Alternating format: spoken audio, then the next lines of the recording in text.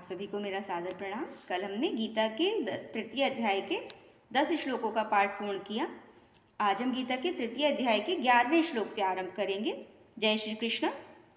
देवान भावयतानेन ते देवा भावयन्तु वा परस्परम भावयन्तः श्रेया परमवाप्स्यथ। भगवान कहते हैं कि जब मनुष्य यज्ञ करते हैं तो उससे क्या होता है, देवता जो होते हैं वो प्रसन्न होते हैं। यज्ञ से देवताओं को शक्ति मिलती है, वो प्रसन्न होते हैं। और आप जिस भी मनोरथ के साथ यज्ञ कर रहे हैं वो आपका मनोरथ पूर्ण करते हैं। इस तरह से देवताओं और मनुष्यों के बीच एक सहयोग स्थापित हो जाता है। आप देवताओं को यज्ञों द्वारा शक्तिशाली बना रहे हैं और वो आपकी जीवन की संपन्नता के लिए जो भी आवश्यक वस्तुएं हैं यज्ञ से प्रसन्न होकर आपको प्रदान कर रहे हैं। इष्टान भोगानि वो देवा दास्यन्ते यज्ञ भाविता तैर्दत्तान प्रदायेभ्यो यो भुक्तेस्तेन एव स।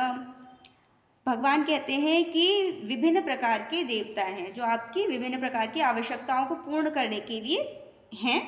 तो जब आप यज्ञ करते हैं तो आपकी विभिन्न प्रकार की जिस भी देवता के निमित्त आप यज्ञ कर रहे हैं वो आपकी अपने से संबंधित जो भी आवश्यकता है, जैसे वरुण देव हैं, अग्निदेव हैं, आप प्रकृति देवी हैं, जिसके लिए भी आप पूजन कर रहे हैं, यज्ञ कर रहे हैं, वो आपकी इच्छा, आपकी जो आपकी आवश्यकता है उसको पूर्ण करते हैं।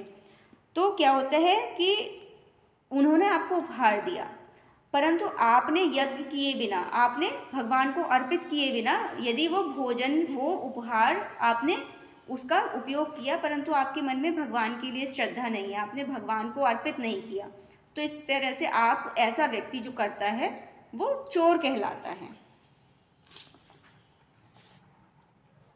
यज्ञ शिष्टाशिना संतो मुच्यन्ते सर्वकिल विषय भुंजते ते त्वघं पापा ये पंचात्म कारणात्।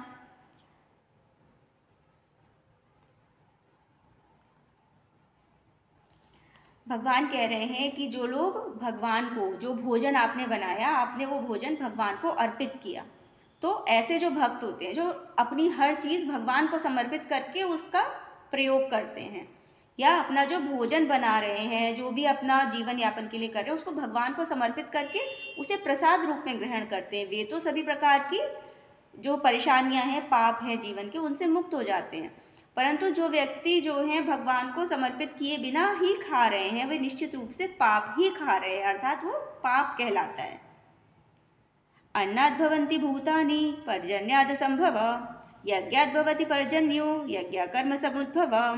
भगवान कहते हैं कि हम सारे प्राणी जो हैं, हम अन्न पर, मनुष्य जो हैं या जो भी जीव जंतु हैं वो अन्न पर निर्भर हैं। आप जब अन्न खाएंगे तभी आपका जीवन यापन हो पाएगा। अन्न वर्षा पे निर्भर है, जब वर्षा होगी तभी आपको अन्न पैदा कर पाएंगे, तभी खेती अच्छी होगी, तभी आपको खाने के लिए कुछ मिलेगा।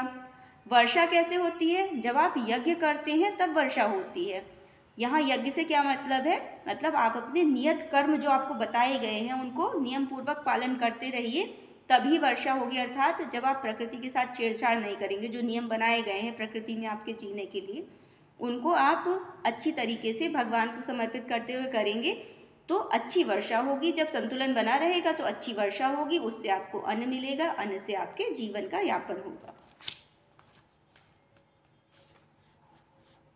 कर्म ब्रह्मोद्भवं विद्धि ब्रह्माक्षर समुद्भवन् तस्मात् सर्वगतं ब्रह्म नित्यं यज्ञे प्रतिष्ठितम्।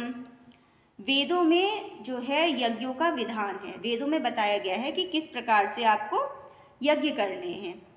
वेद साक्षात भगवान के शरीर से निकले हैं, अर्थात जब आप यज्ञ करते हैं, जो भी आप यज्ञ करते हैं उसमें स्वयं भगवान विराजमान होते हैं। आज के लिए इतना ही। कल हम गीता के तृतीय अध्याय के 16वें श्लोक से आरंभ करेंगे। तब तक के लिए वीडियो को लाइक करें, शेयर करें, कमेंट सेक्शन में अपने विचार ज़रूर बताएं और चैनल को सब्सक्राइब भी करें। धन्यवाद।